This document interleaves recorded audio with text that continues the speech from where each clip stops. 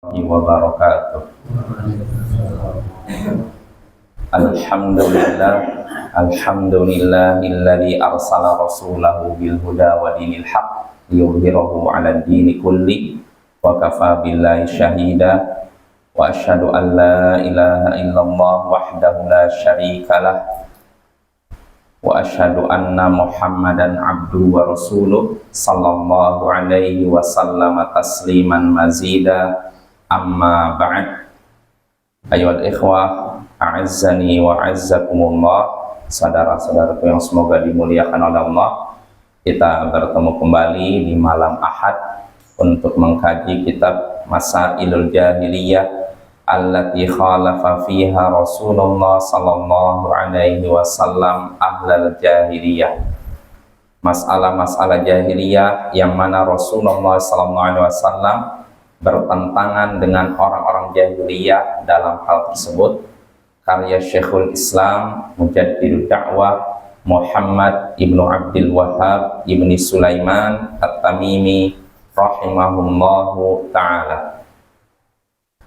Ya, pada pertemuan sebelumnya kita sudah selesai dari masalah jahiliyah yang ke-112, yaitu tafdilu dinil musyrikin alal muslimin, mendahulukan atau mengutamakan agama orang-orang musyrik daripada agama orang-orang muslim. Nah, ini kebiasaan orang jahiliyah dari kalangan Yahudi, ya. Mereka lebih mendahulukan para penyembah berhala dibandingkan para penyembah Allah. Ya, ini kebiasaan mereka, dan ini juga kata Syekh Shalih Al Fauzan ketika menjelaskan masalah jahiliyah ini juga mencakup siapapun yang mendahulukan agama kekafiran dibandingkan agama Islam. Oh, itu lebih baik daripada ini. Ajaran agama ini lebih baik daripada ajaran Islam. Mereka ajarannya penuh dengan kasih sayang. Kalau Islam keras, pengis. Nah, ini yang seperti ini mirip dengan orang Yahudi, ya. Nah, ini sifat jahiliyah. Begitu juga Syekh menyatakan seperti orang yang berusaha melakukan pendekatan antara tiga agama, Yahudi, Nasrani, dan Islam. Berusaha digabungkan lalu berkata semuanya agama samawi, agama dari langit. Wajib bagi para pemeluk tiga agama ini untuk saling bersaudara dan saling menolong, ya. Nah, ini ucapan mereka dan itu saja ucapan batil, ya. Kalau ucapan terakhir betul, saling menolong, tolong menolong, ya, kita tolong menolong dengan siapapun selama dalam hal baik, ya. Tolong menolong dengan orang kafir boleh, disyariatkan selama perkaranya baik. Adapun perkara mungkar tidak boleh. Seorang muslim dengan kafir misalkan mengadakan gotong royong, memperbaiki jembatan, memperbaiki sekolah, boleh tidak? Boleh. Tapi kalau seorang muslim dengan kafir misalkan membuat bangunan untuk maksiat, untuk berjudi, maka ini tidak boleh. Atau untuk kepentingan agama mereka saja, ini pun tidak boleh. Misalkan untuk tempat ibadah mereka, orang kafir, orang muslim bantu mereka dalam membangun tempat ibadah, nggak usah.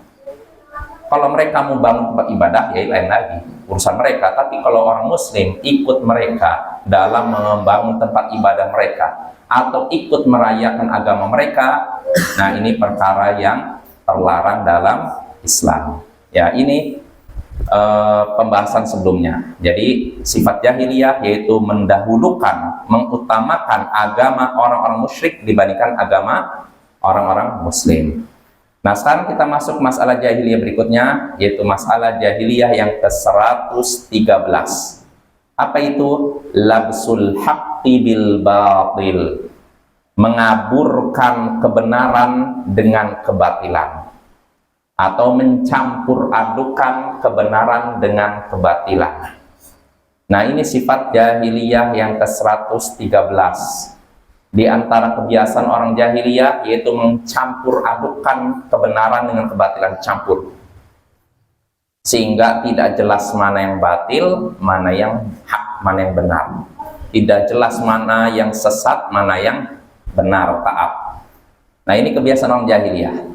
Kita baca syarah penjelasan dari Syekh Shalih Al-Fauzan. Kata Syekh Shalih Al-Fauzan di sini, min adatil kuffari wa ahlil jahiliyah minal yahudi wan nasara wa ghairihim labsul haqqi bil batil. Di antara kebiasaan orang-orang kafir dan orang-orang jahiliyah dari kalangan Yahudi dan Nasara dan selain mereka, yaitu mencampur adukan kebenaran dengan kebatilan, dikaburkan kebenaran dengan kebatilan, atau dikaburkan kebatilan dengan bungkus kebenaran. Nah, ini kebiasaan orang kafir dan orang-orang jahiliyah dari kalangan Yahudi dan Nasara dan selain mereka. Jadi yang benar, yang batil dicampur adukan dengan yang benar sehingga nampak seolah-olah benar 100%, padahal isinya batil. Nah, ini ya. Kata Syekh ini walabs wal khalat. Labs mengaburkan, mencampur adukan, artinya campur. Fahum yukhallituna al-haqqa wal batil. Mereka orang-orang jahiliyah, orang-orang kafir, Yahudi, Nasara, mencampur adukan kebenaran dengan kebatilan untuk tujuan apa? Min ajli an yurawwajal batil, demi melariskan kebatilan. Yang benar dengan yang salah dicampur supaya yang salahnya laris. Ya, kenapa nggak langsung kenapa harus dicampur dengan yang kebenaran, yang batil dengan kebenaran dicampurkan? Li'annahu law kana al-batilu wahdahu ma qabilahu ahad.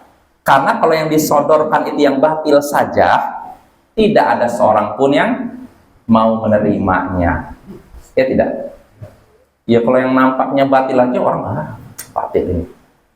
Nah, terus bagaimana cara supaya diterima? Yang batilnya dibungkus dengan yang benar, sehingga seolah-olah orang lihat, oh iya ini benar nih, padahal isinya batil. Ya, ini ya, ini perlu kita ketahui. Ya, jadi orang-orang kafir mencampur adukan kebenaran dengan kebatilan supaya kebatilan diterima, Bapak ya. Dan zaman sekarang banyak seperti itu. Dan ini bukan cuma dilakukan orang kafir, diikuti juga oleh sebagian kaum muslimin yang menyimpang, seperti Khawarij dari zaman dahulu sampai zaman kontemporer.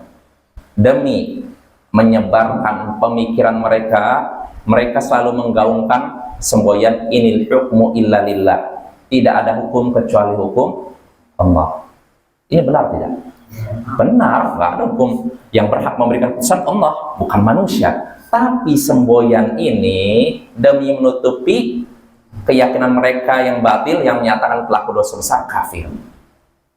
Karena dengan slogan inilah mereka mengkafirkan Ali bin Abi Thalib dan orang yang setia dengannya, lalu semuanya diperangi. Makanya Ali bin Abi Thalib ketika mendengar orang-orang Khawarij berkata demikian. Jadi kan kita udah tahu perang antara Muawiyah dengan Ali bin Abi Thalib berujung dengan perundingan damai. Ali bin Abi Thalib mengutus Abu Musa al-Asy'ari, Muawiyah mengutus Amr bin al-As, lalu keduanya sepakat perundingan damai, tidak ada lagi perang sesama kaum muslimin, darah pun terjaga. Ini bagus kan? Bagus tidak? Lebih baik mana, kaum muslimin saling bertempur atau saling berdamai? Berdamai kan? Nah, akhirnya damailah. Jadi Amr bin al-As wakilnya Muawiyah, Abu Musa al-Asy'ari wakilnya Ali bin Abi Thalib bertemu, lalu sepakat kita gencatan senjata, kita damai demi menjaga darah kaum muslimin. Karena kalau kita habis-habisan perang, siapa yang menjaga wanita kita? Siapa yang menjaga anak kita? Akhir damai. Namun Ali bin Abi Thalib setuju ketika itu. Ketika putusannya menyepakati damai, Ali bin Abi Thalib pun setuju. Namun orang di barisan Ali bin Abi Thalib ada banyak orang yang tidak setuju dengan perundingan tersebut. Mereka mempermasalahkan kenapa Ali bin Abi Thalib menyetujui hukum manusia, padahal tidak ada hukum yang bisa kita terima kecuali hukum Allah. Nah, ini mereka maniskan hukum Allah, berarti Ali bin Abi Thalib sudah berhukum dengan hukum manusia. Siapa yang berhukum dengan hukum manusia, dia kafir. Kalau gitu Ali bin Abi Thalib kafir, pengikutnya kafir, semuanya kafir. Nah, ini karena kebodohan mereka menganggap Ali bin Abi Thalib berhukum dengan hukum manusia. Dan ini sudah kita bahas, tentu saja ini pembahasan pernyataan yang batil, Bapak ya. Jadi kesimpulannya ini, Khawarij akhirnya memisahkan diri, orang-orang yang di barisan Ali ini memisahkan diri dari barisan Ali bin Abi Thalib. Mereka khuruj, keluar. Makanya mereka disebut Khawarij. Khawarij artinya orang-orang yang keluar. Maksudnya keluar dari siapa? Barisan Ali bin Abi Thalib. Nah, mereka keluar dari barisan Ali bin Abi Thalib yang ada di Kufah. Jumlah mereka tidak sedikit, 5.000 orang. Kira-kira 5.000 orang di sini besar apa aja? Kalau di sini Sibir besar, apalagi zaman dulu. Zaman dulu 5.000 tuh nggak kecil loh, besar. Zaman sekarang udah besar kan? Apalagi zaman dulu. 5.000 orang keluar dari Kufah. Mereka menyatakan kami nggak ikut Ali bin Abi Thalib. Ali bin Abi Thalib bukan pemimpin kami, dia kafir. Seorang kafir tidak layak jadi pemimpin. Nah, ketika itu Ali bin Abi Thalib sedang khutbah Jumat, mereka semua berbondong-bondong meninggalkan Kufah sambil meneriakkan slogan inil hukmu illa lillah. Tidak ada hukum kecuali hukum Allah. Terus diulang-ulang begitu. Dan Ali bin Abi Thalib dengar ucapan mereka. Maka apa reaksi dia? Dia mengucapkan kalimat masyhur yang disebutkan para ahli sejarah, kalimat haqqin urida bihal batil. Itu perkataan benar tapi maksudnya batil. Itu perkataan yang benar tapi maksudnya batil. Maksudnya perkataan orang Khawarij ketika keluar dari kota Kufah, 5.000 orang menyatakan tidak ada hukum kecuali hukum Allah. Ini benar tidak? Benar, tapi maksudnya batil. Maksudnya apa? Dengan kalimat tersebut mereka mengkafirkan Ali bin Abi Thalib, keluarganya, orang setia dengannya, pasukannya, kafirkan. Jelas apa ya? Nah ini pembahasan kita, mencampur adukan kebenaran dengan kebatilan demi melariskan kebatilan. Jadi batilnya itu ditutupi dengan kebenaran sehingga orang-orang berkata, iya benar lah, iya tidak ada hukum kecuali Allah. Ali bin Abi Thalib sudah berhukum dengan hukum manusia, bukan dengan hukum Allah, berarti dia kafir. Nah, 5.000 orang keluar dari barisan Ali bin Abi Thalib lalu tinggal di Harurah. Makanya mereka juga disebut Haruriyah. Orang Khawarij disebut Haruriyah. Mereka awalnya tidak melakukan kontak senjata, tidak terjadi konflik senjata dengan pasukan Ali bin Abi Thalib, dan Ali bin Abi Thalib pun tidak memerangi mereka. Ali bin Abi Thalib punya prinsip, kita tidak memerangi mereka sampai mereka memerangi kita. Dan ternyata mereka lah yang memulainya dengan apa? Mereka menghadang anak sahabat Nabi Abdullah bin Khabab yang sedang berjalan dengan istrinya. Abdullah bin Khabab ditanya oleh orang Khawarij, coba sebutkan hadis yang kau dengar dari ayahmu, dari Rasulullah yang menyinggung tentang kami. Akhirnya Abdullah bin Khabab ya menyebutkan, aku dengar dari ayahku, dari Rasulullah, menyebutkan hadis yang menyinggung tentang Khawarij, yang isinya celaan terhadap kaum Khawarij. Nah, setelah disebutkan, bukannya mereka nerima, malah mereka tebas Abdullah bin Khabab. Terus bagaimana istrinya? Sama juga ditebas, dihabisi. Dan ketika itu istrinya sedang mengandung, dibeleklah isi perutnya, dikeluarkanlah janinnya. Nah, ini Khawarij. Nah, setelah peristiwa itulah Ali bin Abi Thalib memutuskan menggempur orang-orang Khawarij, menyerang, menghabisi orang-orang Khawarij, sehingga terjadi perang besar di Nahrawan. Dari jumlahnya sekitar 3.000 orang, karena nanti 2.000 orang tobat ya di nasihat dari Ibnu Abbas. Dari 3.000 orang yang tersisa sekitar 20 kurang, 3.000 yang tersisa cuma 20 orang, sisanya habis mereka dalam perang ya. Ali bin Abi Thalib ingin menghabisi mereka, tapi qadarullah, Allah takdirkan sisanya kabur, tidak berhasil dibunuh. Nah, yang kabur inilah ternyata di kemudian hari mereka melakukan konspirasi, rencana untuk menghabisi Ali bin Abi Thalib. Nah, karena di antara yang kabur ini, di antara Abdurrahman bin Muljam, dia berkumpul bersama temannya melakukan rencana untuk menghabisi 3 orang yang dianggap musuh mereka, Ali bin Abi Thalib, Muawiyah bin Abi Sufyan, dan Amr bin Al-As. Namun yang 2 ini gagal. Muawiyah gagal karena dia ketika keluar dari rumahnya di waktu subuh ada pengawal, sedangkan Amr bin Al-As Allah takdirkan dia sakit tidak sempat keluar jadi imam. Orang Khawarij bunuh imamnya, dikira itu Amr bin Al-As, padahal penggantinya. Nah, tinggal tersisa satu, siapa? Ali bin Abi Thalib. Ali bin Abi Thalib keluar di waktu subuh, membangunkan masyarakat, ayo sholat subuh, sholat subuh.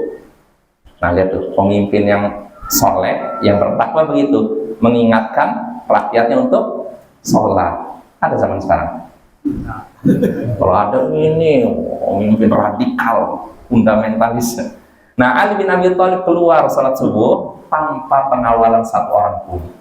Nah, disitulah Abdurrahman bin Muljam mengintai lalu mendekati Ali bin Abi Thalib lalu menebaskan pedangnya ke kepala Ali bin Abi Thalib dengan pedang yang sudah diracuni selama sebulan.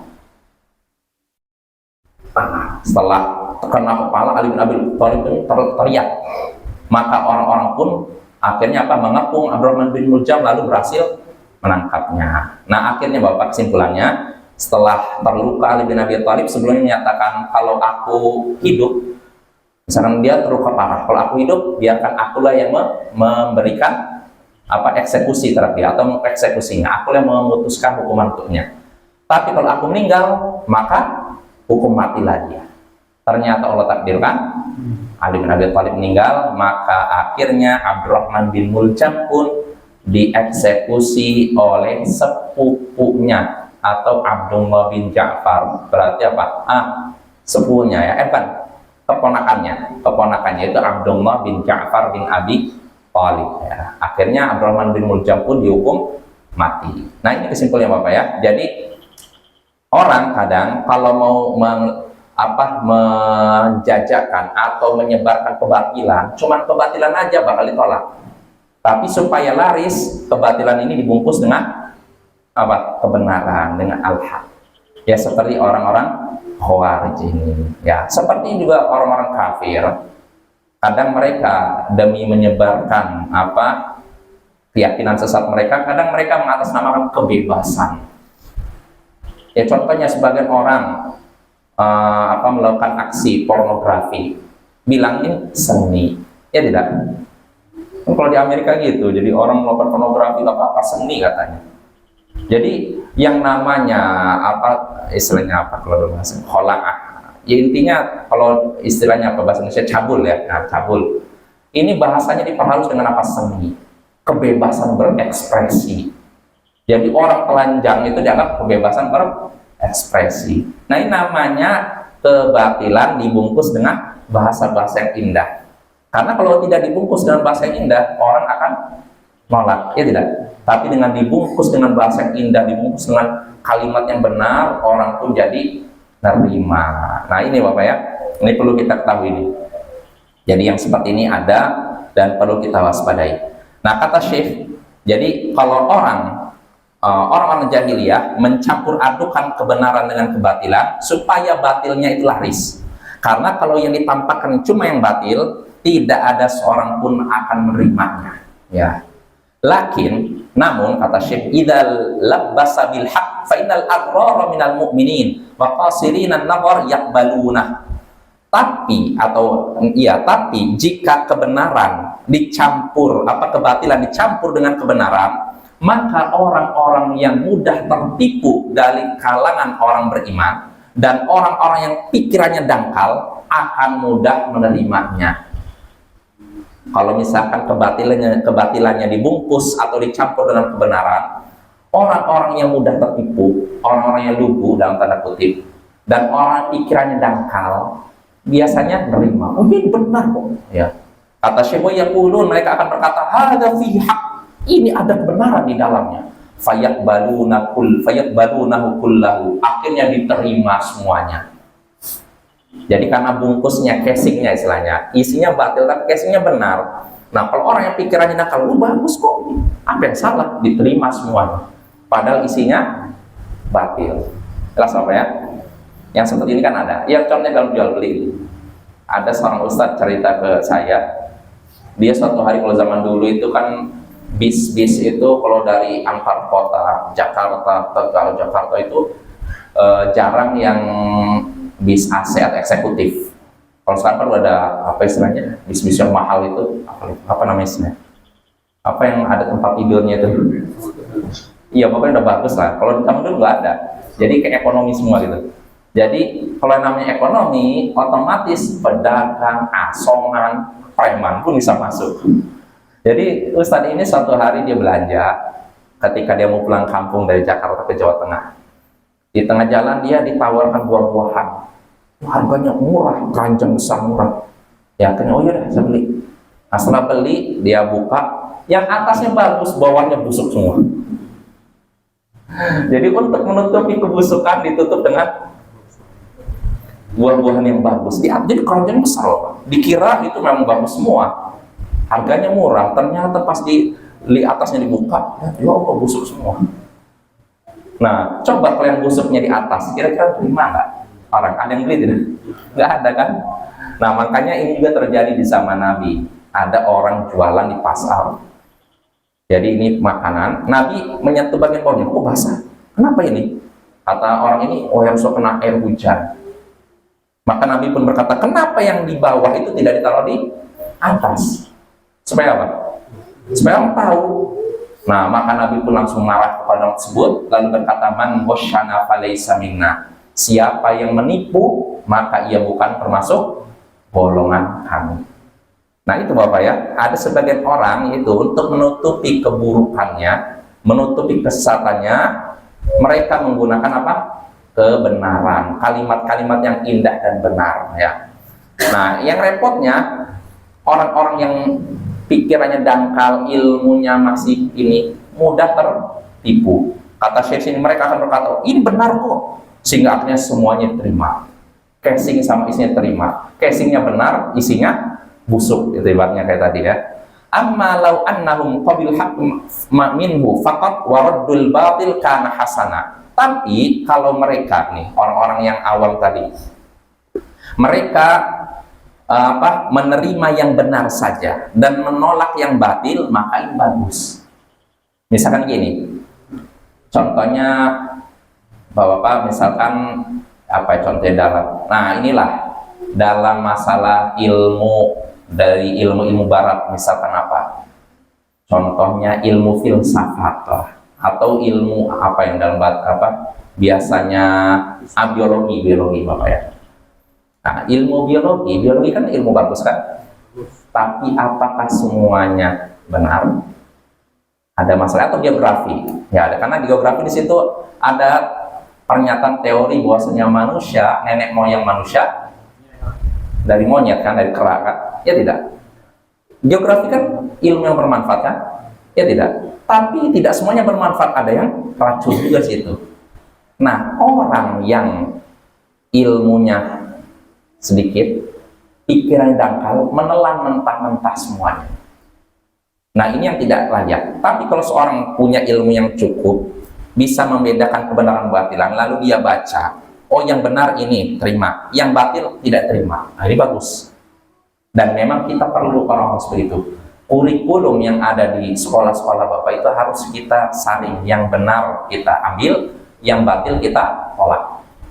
Nah ini harus disampaikan, jangan sampai dibiarkan begitu saja murid menelan mentah-mentah. Ya contohnya teori Darwin itu, bisa jadi ada sebagian kaum muslimin yang menelan mentah-mentah itu.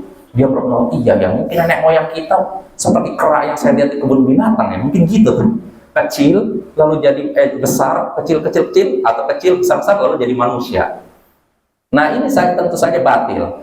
Nenek moyang kita siapa? Nabi Adam, bukan monyet kan? Saya nggak mau dibilang nenek moyang monyet.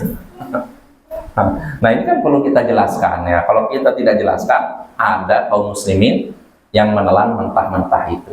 Bahkan saya pernah lihat ada orang muslim yang murtad jadi ateis, anti Tuhan, anti agama, tidak terima satupun agama, memakai teori Darwin.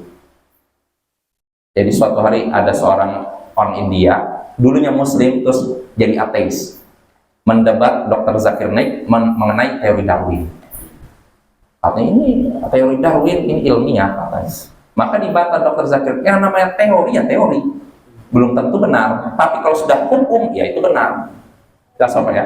Bedakan teori dengan buku. Kalau kuliah itu udah bisa dibuktikan secara ilmiah, tapi teori bisa jadi benar, bisa jadi salah. Maka bagaimana bisa Anda menganggap itu sebagai kebenaran ilmiah? Nah ini Bapak ya, ini penting. Makanya kalau misal kita bahas dalam di sekolah, kebetulan belajar biologi atau geografi yang mungkin masalah teori Darwin, jelaskan ke murid-murid kita bahwa ini salah, bertentangan dengan Al-Quran dan Sunnah. Jangankan Islam, orang Yahudi dan Nasrani saja mereka meyakini nenek moyang mereka siapa? Nabi Adam, bukan kelak. Maka yang seperti ini perlu kita luruskan makanya. Jadi kalau kita mau belajar biologi, geografi, di situ ada yang benar dan batil. Yang benar kita ambil, yang batil kita tolak. Nah, ini bagus. Tapi kalau semuanya ditelan mentah-mentah, ini perkara yang tidak diizinkan dalam Islam. Nah, kata Syekh sini, walakin idza qabilu kulluhu fahadha wal khata'. Namun jika mereka orang-orang awam ini menerima semua yang disampaikan oleh orang-orang yang bermasalah, maka ini salah. Fal wajibu ala ahli an-nazar wa ahli al-uqul as-salimah annahum la yaqbaluna al-asya'a ala awahiniha. Yang wajib bagi orang yang punya akal sehat, punya pandangan sehat, yang wajib bagi mereka yaitu tidak menerima sesuatu dengan begitu saja. Jadi jangan semua berita, semua yang kita baca terima begitu saja. Terus apa yang seharusnya? Bal yumahhisunaha wa yakhtabirunaha. Bahkan hendaknya mereka menyaringnya dan mengujinya. Artinya misalkan ada berita nih, di ilmu apapun Bapak, kita baca suatu buku, kalau kita menerima, ya berarti akal kita tidak digunakan. Allah memberikan kita akal untuk apa? Berpikir, ini apa nih? Benarkah ini? Artinya disebutkan dalam ilmu biologi begini, benar nggak? Teliti. Apalagi kalau udah menyangkut agama, harus teliti. Kalau apalagi udah nyinggung ayat Al-Quran, teliti, benar apa tidak? Jangan terima saja. Nah, kalau kita terima saja berarti akal kita tidak digunakan ya. Fayaqbaluna ma kana fiha min haqq wa yarudduna ma kana fiha min batil. Ya, jadi harus meneliti, diteliti, disaring, diteliti, diterima apa yang benar, ditolak apa yang salah. Nah, ini Bapak ya. Makanya ini kan kalau bagi kita yang dari dewasa nih, yang punya ilmu. Tapi kalau yang masih kecil, bisa kira-kira meneliti, melihat apa kontennya, oh iya benar, atau dia nggak mungkin. Bagaimana kalau masih kecil? Biasanya apa yang dia lihat langsung dianggap kebenaran, ya tidak? Makanya kita lindungi anak-anak kita dari buku-buku yang bermasalah, konten-konten yang bermasalah.